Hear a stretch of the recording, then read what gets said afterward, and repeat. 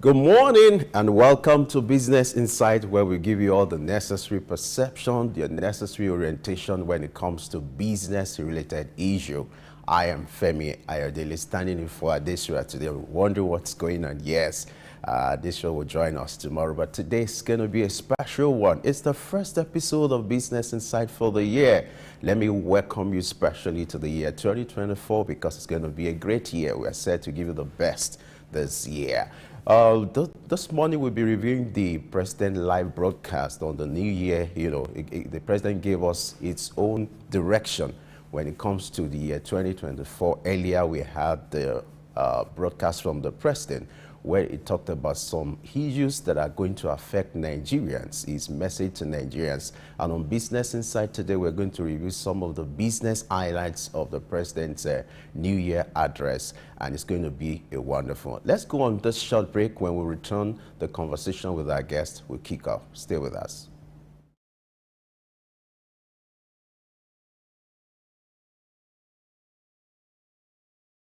I'm okay. My name is Raymond Bola Brown. Hi, my name is Fred Amata, and you are on to Souq News. If you are watching this channel for the first time, make sure you continue to watch it because this is Souq News. Shout out to Souq News. Actually, I don't know. I really enjoyed the little moment I spent with you, and I think with more of this. Souq News. Here's the Souq News, who had the courage to transcend a locked-off camera and actually have a conversation with a human being. It's a pleasure, Souq News. Thank you very much.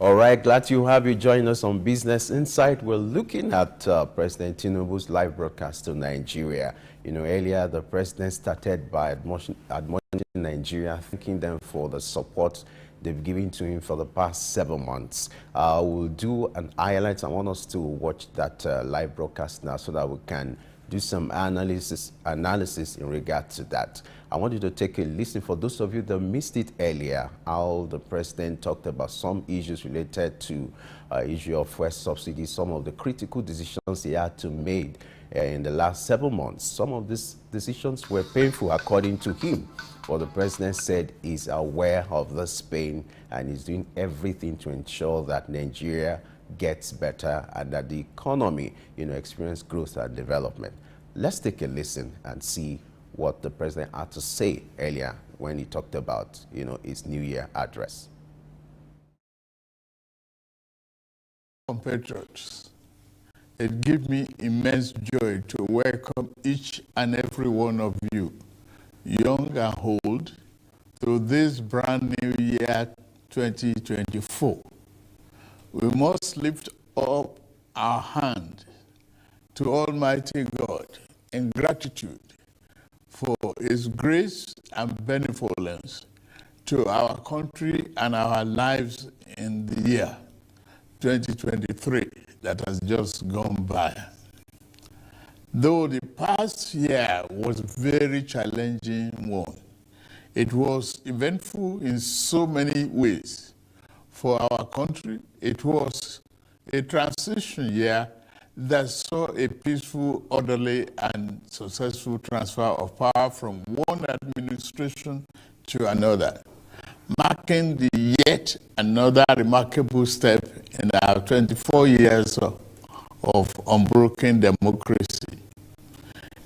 It was a year you, the gracious people of this blessed nation, entrusted your faith in me with a clear mandate to make our country better, to revamp our economy, restore our security within our borders, revitalize our floundering industrial sector, boost agricultural production, increase national productivity, and set our country on an irreversible path towards national progress that we and future generation will forever be proud of.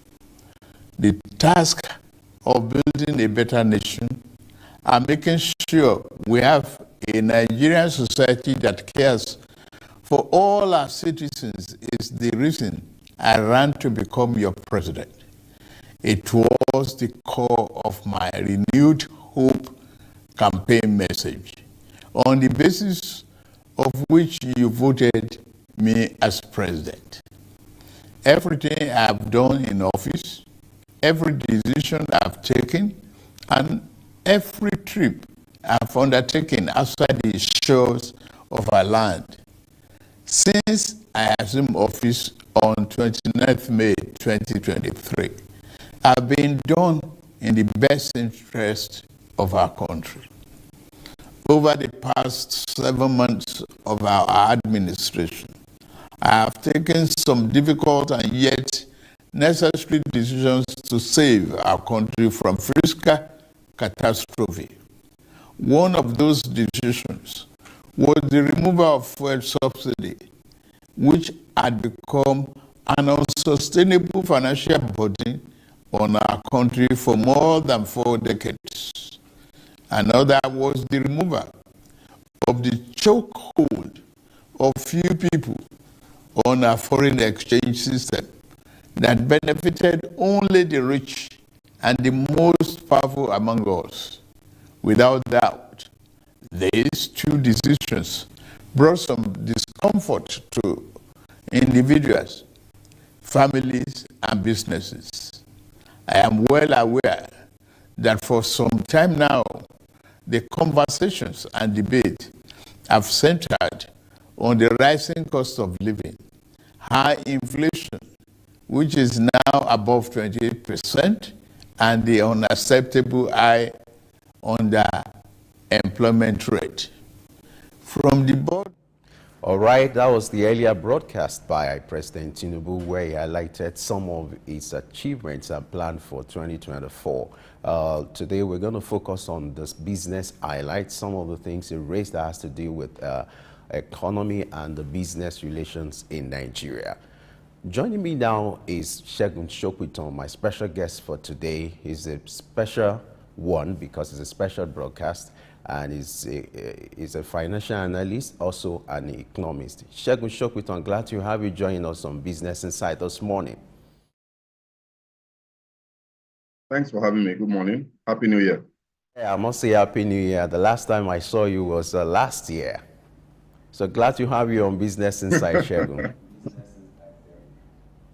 Yes, yes. All right, let's start with you giving your quick you know, reaction. You heard the president, yes, when he gave his New Year message to Nigerians. I would like to have your quick reaction to that. What are the major highlights for you as a person and as a financial analyst? What will be of interest to you in that New Year address? Well, I think the first thing to note from that address is the president's very deliberate effort and choice of words to transmit hope and hopefulness to the people of Nigeria. So he used positive words, talking about thanking God, being grateful to God. He talked about the fact that things were going to get better, tried to show some sort of empathy, with the challenges that Nigerians are currently facing as a result of his decisions. So all of this, tends to portray an impression that the president is trying, probably based on feedback from Nigerians that have been complaining, is trying to show empathy and trying to transmit a message of hope. And I think, it's a good thing. It's the right way to go. You have to use the words that will galvanize hope and energy of Nigerians. You have to galvanize their support for your policies, because if you do not have their support, you will fail. So that's on a very softer side of things. Looking into the speech in its entirety, I'm not sure he said anything significantly different from the things that we've heard from him in his last 2 or 3 addresses to the country with regards to the general direction of his administration, and maybe, if you would like, his political economic philosophy. So clearly, what we're seeing is a president and an administration that is going to be pursuing a neoliberal philosophy of economic management that in my opinion, is probably driven by international, multilateral, and foreign interests, rather than what is in the best interest of Nigeria at this time. So I know that he did say that every decision he has made since assuming office on May 29th last year has been in the best interest of Nigeria. I'm not particularly convinced about that. I think that a lot of those decisions, yes, may have been necessary, but were they decisions that we needed to take, in the manner that we took them, without adequate preparation? It was almost as if we were being rushed by some unseen hand. And that, for me, is probably the biggest challenge that this president is going to face. But all in all, the speech was a good speech, said all the right things, made all the right promises. We have to now look, today is the 1st of January 2024. The year is fresh and lies ahead of us. So will those promises, those statements of intent, will they translate into actual action? Will they translate into policy implementation? Will we see the impact and the effect on Nigerian people's lives, in the immediate term? Or are we going to see people suffer some more before things get better? Or are we going to see people suffer some more and things simply don't get better? All of these things are still up in the air, and everything is going to come down to the ability of the president to implement some of the policy statements that is pronounced, and to implement the budget effectively, even though the budget, in my opinion, is also probably not big enough to solve the challenges that the country faces at the moment. But I think all in all, it's a credible speech that the president delivered. All right. Now let's look at some of the specifics of this speech, which the president seized this opportunity to reiterate its action in respect to removal of fuel subsidy, which he took a few months ago. According to the president, he is aware of the pain that Nigerians are going through. But are you optimistic that the removal of fuel subsidy would justify the essence of this removal in a matter of months, and that Nigerians will be happy for this tough decision made by the president? I mean, in order for Nigerians to be happy with that decision, I think it's important that we just break it down into very simple terms. What has happened to the Nigerian is that as a direct result of that policy statement, the life of the average Nigerian has become significantly more difficult. His disposable income has been eroded significantly. On the one hand, his revenue and income streams have not increased, but all his expenses have increased significantly as a result of that policy. So the Nigerian is not happy.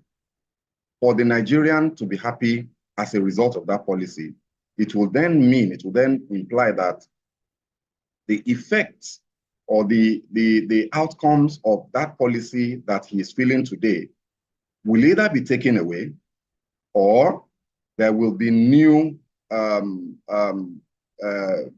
factors that will come into play that would help ameliorate the impact of the policy on them. So you've taken subsidies away, supposedly and arguably resulting in a savings of anywhere between 3 trillion to 4 trillion naira for the half year last year. And if you extrapolate that, you would argue that that will save you 6 trillion naira for this year. What will happen to that 6 trillion naira? What will it be done? What will be done with it? And how will those things have a direct impact and bearing on the lives of Nigerians? This is the key to whether Nigerians will be happy as a result of that decision or not.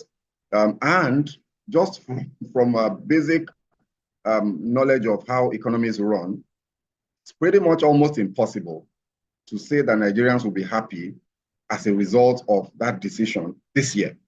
That decision was taken 6 months ago, 7 months ago. And to say that Nigerians will be happy as a result of that decision this year is, is unrealistic. It's not true. Simply because it will take time for the gains and the savings that are made from that decision, if there is any, to translate, to be deployed to the activities, investment channels and outlets, infrastructure spending, and all of that, that will impact the life of Nigerians in practical terms quickly. That is not going to happen this year. If you look at FAC allocations for last year, you have to keep asking yourself, where is the subsidy savings? Because there hasn't been any significant increase in the revenues distributable across the 3 tiers of government as is done on a monthly basis. We didn't see a significant impact. What we saw was a significant rise in the revenues as a result of devaluation. Where is the subsidy savings remains a question that we need to keep asking the administration. So if we have not seen the subsidies savings in government revenues that government will then use to execute social investment activities, then how can Nigerians be happy as a result of that decision when their cost of living has immediately escalated as a result of that decision? So for me, that statement needs to be examined thoroughly to see how real and practical, pragmatic that it is. For me, it almost sounds like hope peddling, when in truth the reality on ground may not tally with the content of that statement. All right, still on the president's statement on the issue of subsidy, what do you think the president will have done differently, with the manner at which subsidy was removed? And what would you expect him to do now in the new year to consolidate on the gains of removal of fuel subsidy? Sorry, you were breaking a bit. I didn't catch it. I got the gist of what you're saying, but I think it would be nice if you could repeat. Okay, what I'm trying to say is that what do you think the president will have done differently? We're still talking about the president's statement on removal of subsidy, which was one of the tough decisions he had to make last year. So reviewing that kind of action, what do you think the president will have done differently in the approach to the removal of the subsidy? And then now that we're in 2024, what would you expect him to do to consolidate on the gains from the removal of fuel subsidy? Well, in terms of what he should have done differently, I'm a bit of a centrist in my political economic philosophy, and I think that subsidies are not bad in themselves, and this is it can be buttressed by what even the most ardent capitalist economies and societies do. The United States of America, the United Kingdom, the EU, Germany, they all have various types of subsidies. And in some instances, those subsidies are consumption subsidies. They subsidize consumption, not production, contrary to what a lot of people would argue and would push. So I am not in support of the subsidy removal. I have never agreed that it was a problem. Yes, we had a fiscal challenge. Yes, the fiscal account, in quotes, of our federal government was not balancing and was in jeopardy. But I have never agreed, and it's difficult to convince me that the reason for that was fuel subsidies.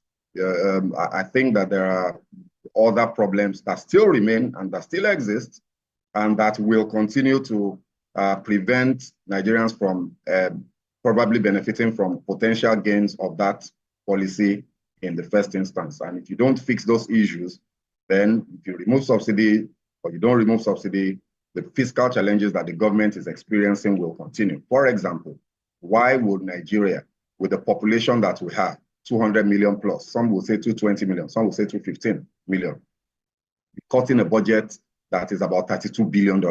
it's a joke. That figure will take us nowhere. And the reason for that is that our government is simply not tracking or capturing or collecting all the revenues that are accruable to it as a result of its activities. We have a lot of leakage, revenue leakages in the activities of our government that has not been addressed. You need to address that. If you don't address that, if you take all the subsidies you want to take away, the revenues will continue to disappear. So that for me, in terms of what the president could have done differently, I would have expected that even if you want to take subsidies away as part of the ways of boosting government revenues by saving, what you are spending on the subsidies, you had to have a more measured, well-planned, well-articulated approach to that process. It's not the kind of decision you can take offhandedly. It's not the kind of decision that you can take flippantly. You must have a contingency plan for the obvious repercussions and immediate impact that this subsidy removal would have on the people, as we have seen. So if you ask me what I would have done differently, I would have said, we should have had a programmed implementation that would maybe take an 18-month time frame. In that 18 months, you could have prepared the people, put some policies in place, made arrangements for things that would cushion the effect of the subsidy and all that, and then takes the subsidies away. And I think that going into 2024, to the second part of your question, in terms of what the president can do, or what the government can do to make things better, I think it's probably, it might sound simplistic, but I think it's probably governing with accountability. With accountability and transparency, I think this is probably the most critical thing that the government needs to do at this moment. The decision has been taken. There is no going back on it. The Nigerian people would expect to see reciprocity from government with regards to the impact that these policies are having on them.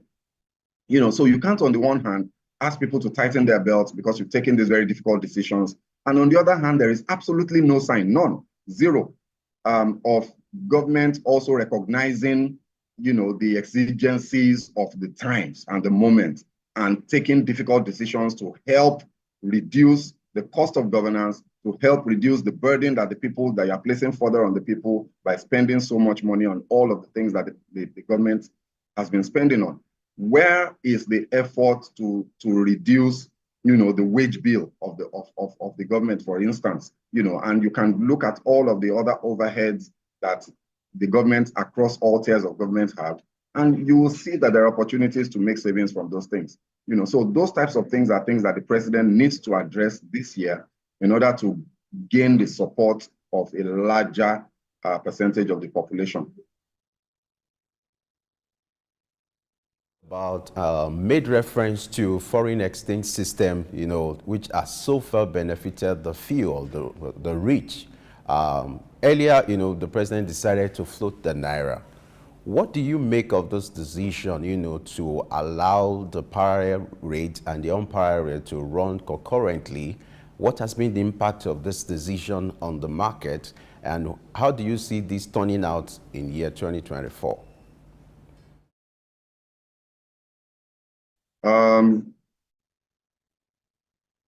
Well, I mean, so the first thing that we need to understand, of course, is that there is nothing that the government can do with regards to having the parallel rates run concurrently with the official rates.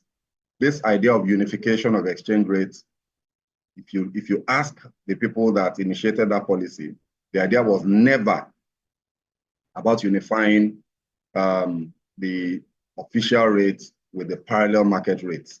That's if you achieve that, then what you're basically saying is that the parallel market will cease to exist. It's possible, I mean, there are in more efficiently run economies, there is nothing like a parallel market. You simply have, the foreign exchange market, whether you go to the banks or you go to the bureau d'exchange, on the street corners, but you don't have individuals, malams in quotes, individuals walking the streets and trading hard currency, for local currency. That's an aberration. It's a sign of the inefficiency and the imbalances in our economy. To take that away is a completely different conversation. So the unification of the exchange rate was not about unifying the official rate with the parallel market rate. It was about unifying the multiple official rates that we had. So at a point, we had up to about 6 different official rates. I mean, it sounds ridiculous, but that's what we're doing. So you had rates for manufacturers, different from rates from the airline industry, different from rates for, the oil and gas sector, different from rates for, entrepreneurs and small businesses. So what the president did was to unify all of those official rates and then hope that by also devaluing the currency at the same time, that you could then have some sort of convergence between the official rates and the parallel market rates. As we have seen, that has not happened. And the reason that has not happened is very simple. It's a simple, game of demand and supply, coupled with the exchange control regulations that we have in the official market being so stringent that you inadvertently drive people into the parallel market. So the president has a challenge on his hands of trying to push for convergence of these two rates as much as they can. Should we have devalued the currency? I don't think we should have at the time that we did. Should we have driven for convergence of rates? Absolutely. Should we have driven for unification of rates? Absolutely. So what should have happened and what we could have done was to have taken away all the multiple rates in the official market and have only one single official rate for all transactions, regardless of what sector you are demanding the foreign exchange from. And then to leave the official rate continuing, supported, by the CBN the way it had been done, whilst you then ensure that supply is enough to prevent demand from going into the parallel market rate, which would drive convergence further, or which would drive divergence further. That is what we should have done. Now, by devaluing the naira and then saying that you are floating the currency without being in control of supply, what you've done is that you've simply left your exchange rates, to the vagaries of the free markets. And we have seen the outcome of that official rate, which started at 700 naira when the unification policy was pronounced, has now hit 850 naira.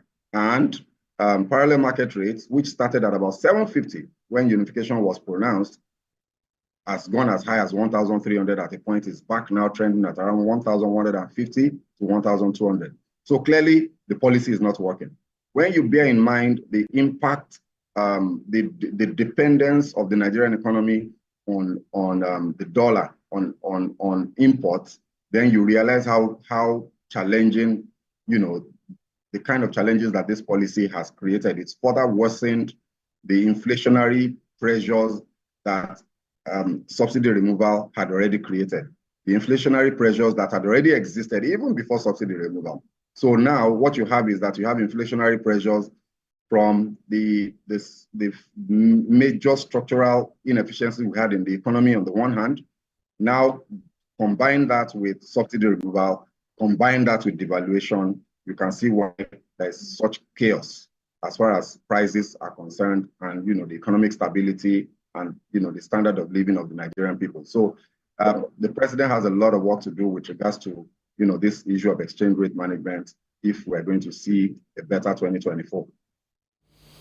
All right. Now, let's go on a short break now. We're due for a break now, and we'll be right back to discuss more on the business highlights of President Tinubu's New Year message. Stay with us. My name is Dr. Rafiu Oladipo. My name is Baba Jalal Repega. I'm Reverend Juliet Benite. I'm Godio Didi. My name is Professor Oladokun Sulaiman Olarawaju. Souq News is on the ground, loading. Very enlightening, very educative, and entertaining. Thank you to Souq News. So I'm happy that Souq TV has come into existence.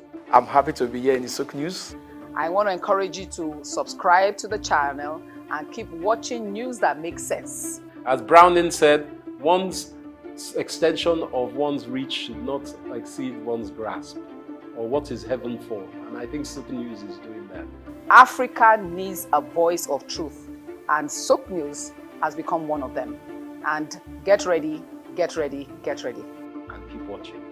Keep watching Souq News. Keep watching Souq News. It's a place to be. Keep watching I'm okay. My name is Raymond Bola Brown. Hi, my name is Fred Amata, and you are on to Souq News. If you are watching this channel for the first time, make sure you continue to watch it because this is Souq News. Shout out to Souq News. Actually, I don't know. I really enjoyed the little moment I spent with you, and I think with more of this. Souq News. Here's the Souq News who had the courage to transcend a locked off camera and actually have a conversation with a human being. It's a pleasure, Souq News. Thank you very much.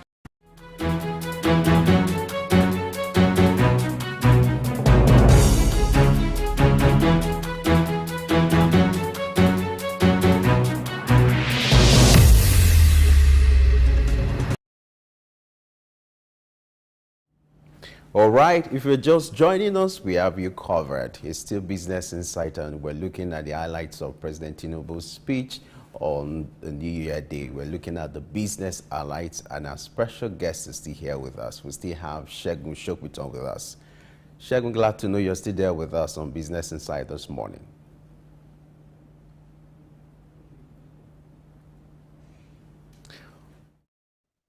One of the things the president also talked about is the high cost of living in Nigeria, the high cost of inflation. According to the last figure released by the Nigeria Bureau of Statistics in November, the inflation is at 28.2%. Talk to us, what do you think will be the impact of this in this year as we set out for the new year? And what are your expectations from the Tinubu-led administration in ensuring that they provide respite to Nigeria when it comes to Nigerians, when it comes to the high cost of living and high inflation? It's been double digits over the months, and then what do you think can be done to ensure that you have stability in the market and you can ensure that there's proper growth and development for the Nigeria economy? Well, in terms of my expectations, with regards to the cost of living challenge that we currently face as a country. Sadly, our truth is that it's going to get worse, even if it's going to get better. So I'm not going to say it's going to get worse before it gets better, because the things that we need to do to make it get better, I don't know that it will be done. So I would say it's going to get worse, even if it will get better. I think what we can expect for certain is that inflation rate, when the rate for December will be released by the Nigeria Bureau of Statistics, will be higher than 8.2, probably be trending above 29. And probably will maintain that upward trend, into the first quarter of 2024, which means things are getting worse. And all you have to do is take a look around you to see why I say that, what they call the eye test. Just take a feel of what's happening in the market. When you go to the market, are prices coming down? And how quickly are they going up? You have certain commodities. You have certain commodities that are increasing. You make to the market every 2 or 3 days. You have to ask for what the price is today. So if you look at that, then you realize that inflation is still on an upward trajectory. So it's likely getting worse. That's not to say that as individuals and as individual Nigerians, individual businesses, that we can't, we produce a lot of the food that we eat in this country, and we import quite a bit as well. So when you balance the issues surrounding insecurity in our food basket, the unfortunate events of the Christmas killings in Plateau State comes to mind readily when you talk about this. And that's just an example of the kind of things that are still happening in that area. Plateau State, Nasarawa State, Benue State, a lot of the northern states where a lot of our food the food that we eat as a country gets produced, people can't go to their farms. In some of those places, the farms are actually under the control of bandits and terrorists, and those bandits tax the farmers to protect them, in quote. So there's the insecurity surrounding the food production, which is placing supply pressure on food in that area. And then, of course, you have to look at the logistics of moving food, across the country from the producing areas. Then you have to look at the impact of exchange rate devaluation on the imported components of our food supply, you know. So that's one thing to look at if you're looking for solutions. And, you know, because for you to solve a problem, you have to identify the problem first, analyze it, and then begin to provide solutions to them, you know, in a systematic manner. And then you look at the other, you know, aspects of, you know, the rising cost of living. You look at transportation costs, which is directly, you know, linkable to subsidy removal. You look at the cost of education, you know, for example, and you can just go on across the consumer price index basket, and you find that all of those things are being impacted by policies of government. So what can we do to reduce and to bring the escalating inflation back under control? The first thing that I probably would want to say is that what we should not do. I've heard people advocate for increasing interest rates, asking the CBN to increase the MPR monetary policy rate further from the 18.75, I think, or is it 18.5% that it is now, increasing that further. The argument there is that because inflation is so high, you need to bridge the gap between inflation and the returns on savings and investments in the country, so you have to increase interest rates. But my challenge with that is that if you increase that, then you increase the cost of lending. And if you increase the cost of lending, manufacturers and people that are engaged in productive activities that depend on credit to do their businesses, their cost of inputs will further increase, and you worsen the inflation problem. You know, so in a situation where your inflation is cost push, increasing interest rates can only do so much. At some point, you have to look, you know, in other directions for controlling this.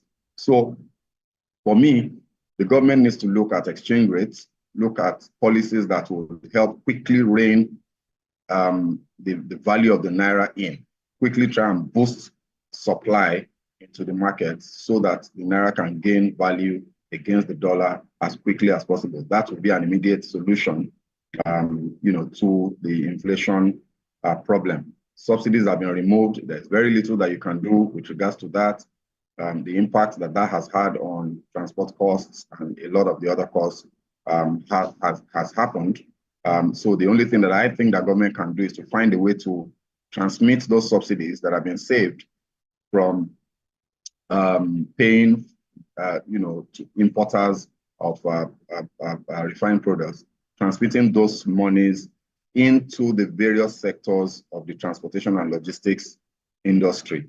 Again, either by way of loans or by way of, you know, subsidies to conversion to cheaper fueling.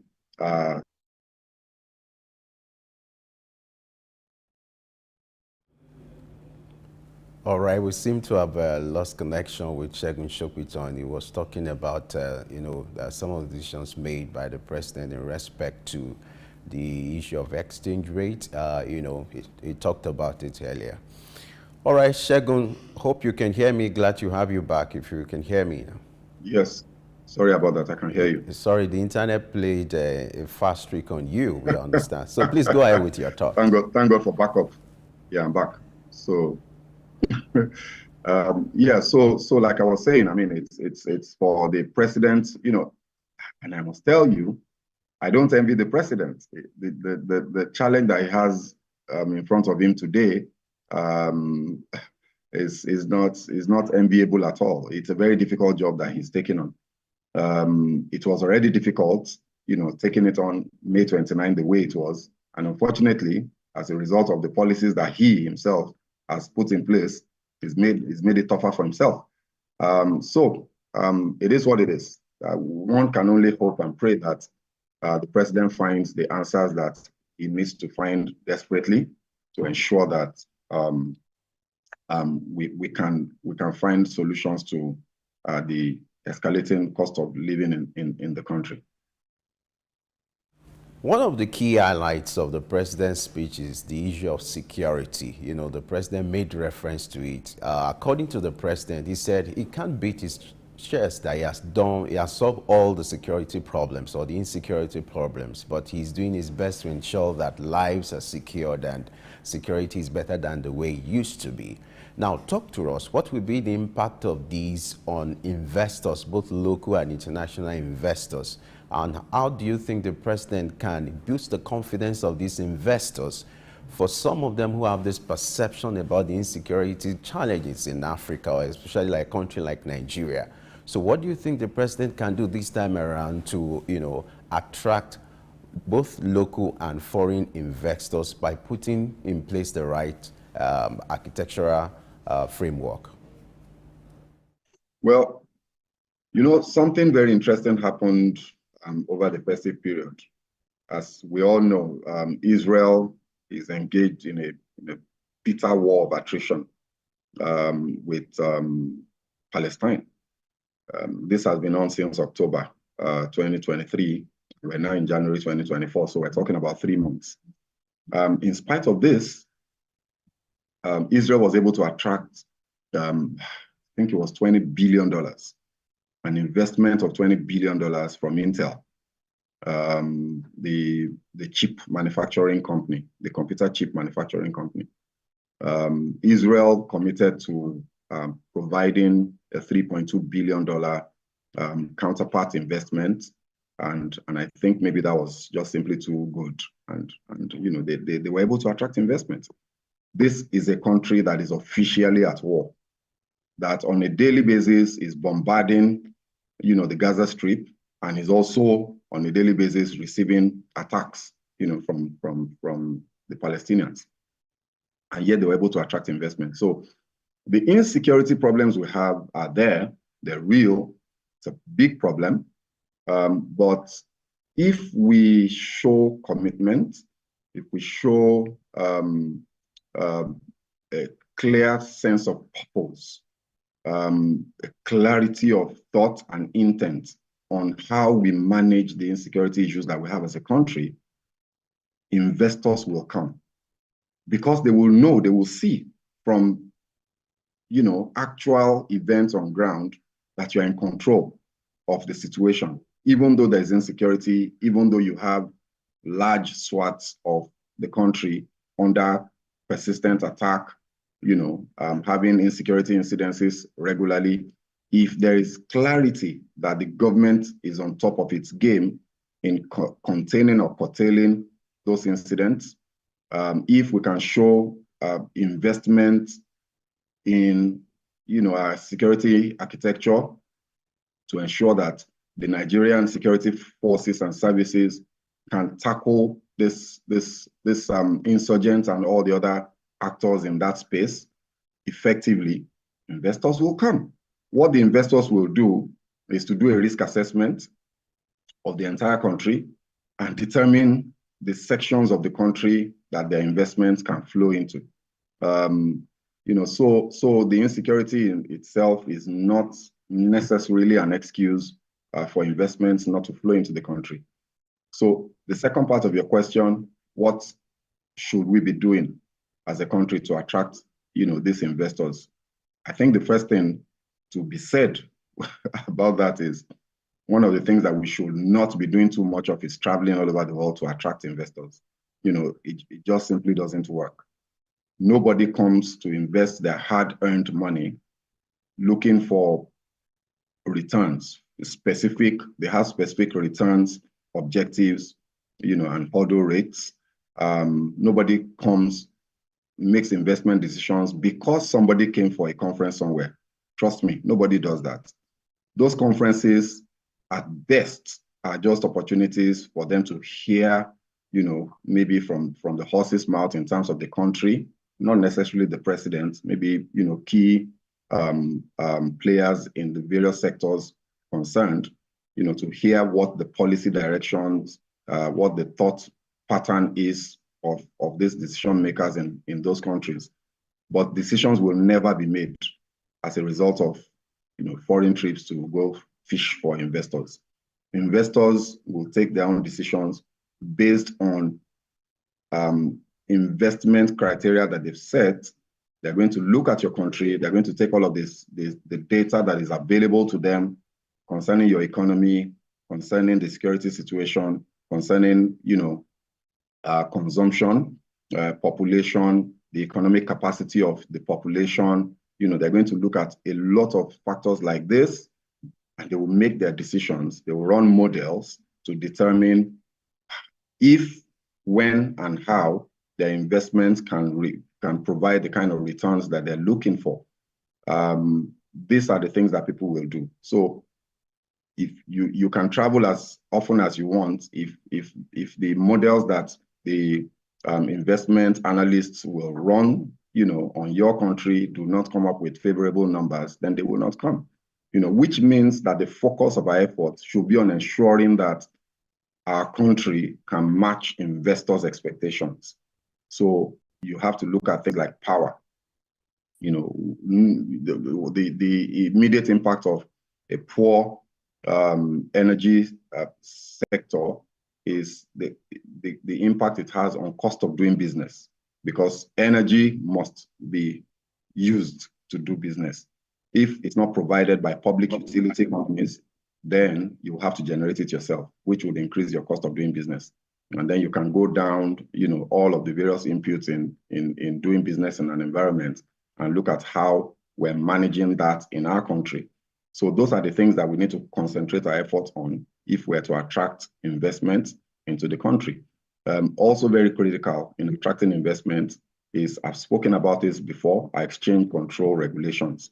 We have to make sure that it's easy for capital to flow into the country, and it's easy for capital to leave the country. Very critical. What we have in Nigeria today is that we make it relatively easy for capital to come in with some, requirements for some forms to be filled. But when you want to take your capital out, it's very difficult. You have to get approvals from the regulatory authorities to take your own money out of the country. So as long as we continue to put these gates, as barricades in the pathways of people that want to repatriate their hard-earned earnings from doing business in our country, then what you will do is that you would also prevent, it becomes a disincentive for those monies to come into the country. So the president also needs to look at the policy framework surrounding managing the capital flows in and out of the country if we're going to attract more investors. So a little less of traveling for investment summits all across the world, and a lot more of sitting down to look at policies, to look at, across the different fiscal policies, monetary policies, trade and investment policies, tax, duties, customs and excise, all of those things, you need to put them all together and ensure that they're attractive enough to bring investors into your country. And if we go down that road, I think that we'll see better results in 2024. All right, Segun, you might not be comfortable with the president's foreign trips in recent time, but in his earlier speech, he made reference to some of the gains. A good example is COP28, and also talked about the energy, project, talking about cement energy power. Let me read to you what the president said. He said, "I agree and committed to a new deal to speed up the delivery of the cement energy power project that will ultimately deliver reliable supply of electricity to our homes and businesses under the Presidential Power Initiative, which began in 2018. You're aware of what happened to the arrangement with cement energy when it comes to the issue of power supply, what happened in the previous administration. But the president has said he has agreed to a new deal. Do you think it is necessary for the president to have gone this route? Look, like I said, when you go for these conferences, what happens is that you sign very high level agreements in principle, if you like, with all of these countries and companies. They would all come there knowing that political leadership of different countries, their target national territories will be there at those conferences. So they would also come. You would have had some groundwork done to facilitate the meetings that will take place, and then some sort of agreement to be signed. But those agreements are usually just agreements in principle. They're never firm. You would have to go back after the conference to firm those agreements up and deal with the specifics of it. Now, talking about Siemens and the president's reference to this, well, it's good. We wait and hope that it will deliver the results that we're expecting. But if we are to go by conventional wisdom of looking into the past to predict what the future will hold, you will recall that this Siemens arrangement was initiated by the President Muhammad Buhari's administration almost 5 years ago. And here we are today. The idea behind that deal was to fix the transmission infrastructure in particular. And there were clear timelines that were set out leading up to an increase in the transmission capacity of our country, I think to somewhere around 15,000 megawatts or something. I don't have the specific numbers anymore, by 2027. Here we are today, 5 years, 6 years into that initial agreement, nothing has happened. We have, people have asked for information, what's going on with this deal? And you hear little bits and pieces of information about some parts of the agreement having some challenges, some have been signed.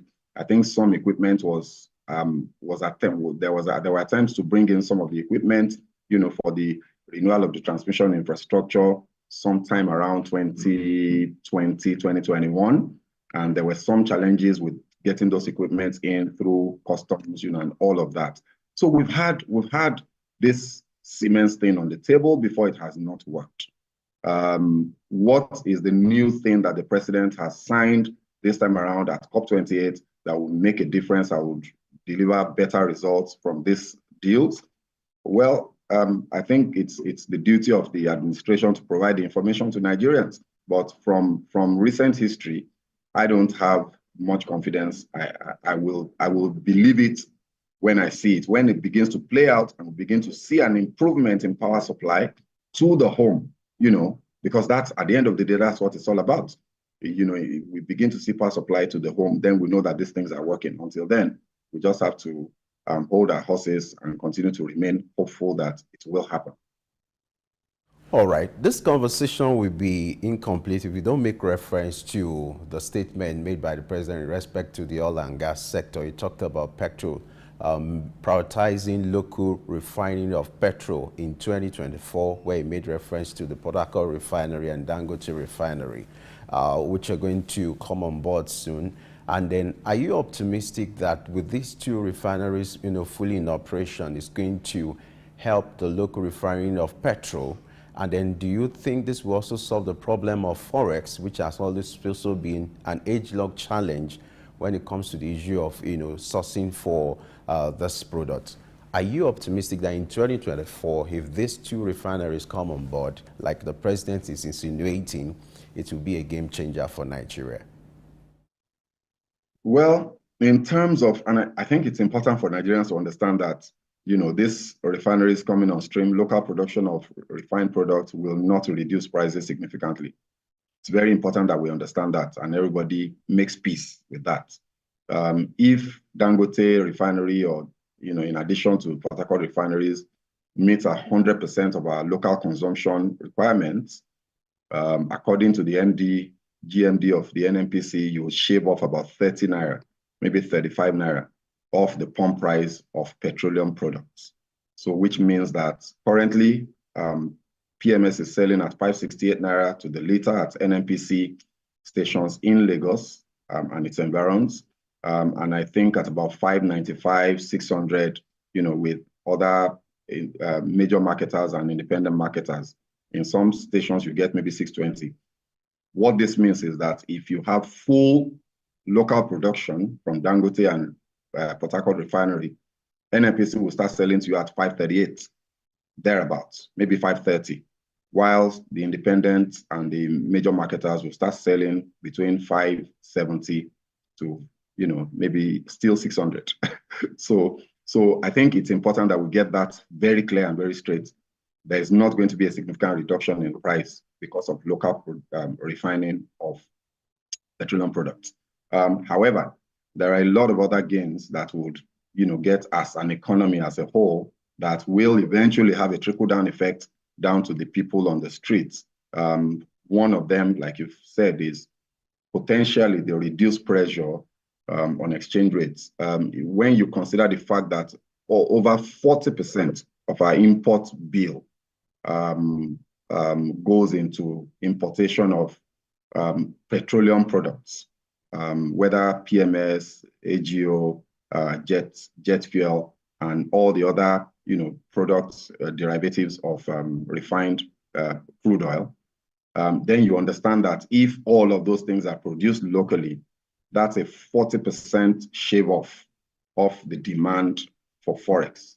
That is significant. So that could be a game changer in terms of the value of the Naira compared to the dollar, because of course what you want to do is, it's a simple game of demand and supply. So it's either you are increasing supply into the market to ensure that all the demand is met, or if you're able to find a way to reduce demand such that the little supply you do have is adequate to take care of the residual demand, then you will still achieve the same objective of improving the value of the article that is being traded, in this case, the Naira.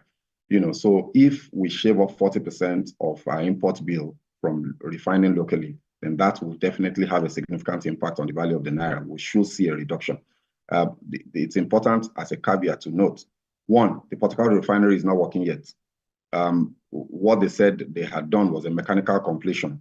And then if you speak to industry experts, you find that we're nowhere near the point where that refinery will start pumping refined products into the market. The Dangote refinery has only received a few couple of millions of barrels of crude oil, and they still don't have enough to operate at 100% capacity. In fact, expert analysts have said that before you see Dangote refinery operating at full capacity, optimal capacity, maybe almost up to 100% capacity, you'll be talking of late 2024, probably early 2025. So what you have is an incremental addition to local production from the Dangote refinery in particular, and then we see what happens with the government-owned refineries. So we will see some savings, but it may not be significant enough for us to enjoy any benefits in 2024. So, we just keep our fingers crossed and hope that the best outcomes are achieved all across the board. All right, we keep our fingers crossed. Thank you very much, Segun Shokwiton, financial analyst. We must thank you for taking time to share your view on Business Insight this morning, in spite of your busy schedule and the delay we had earlier. You've been patient and, to share your insight on the President Tinubu's New Year message. Thank you so much for your time and commitment. Happy New Year to you, the crew there, and the entirety of Nigerians. I hope 2024 will be a bumper year for all of us, regardless of the challenges that we're facing as a country. Interesting to know. You are sounding prophetic, and I say a big amen to that. Thank you so much for your time. All right, it's been a wonderful show, and on this note, we'll call it a wrap on Business Insight. Don't forget, you can do a catch-up on our YouTube channel, on our social media platform for you to have a proper perspective of what the president talked about, especially the business highlights of the address to Nigerians. From me to you, I say keep doing the best as the year is starting on a good note. I am Femi Ayodele. Bye for now.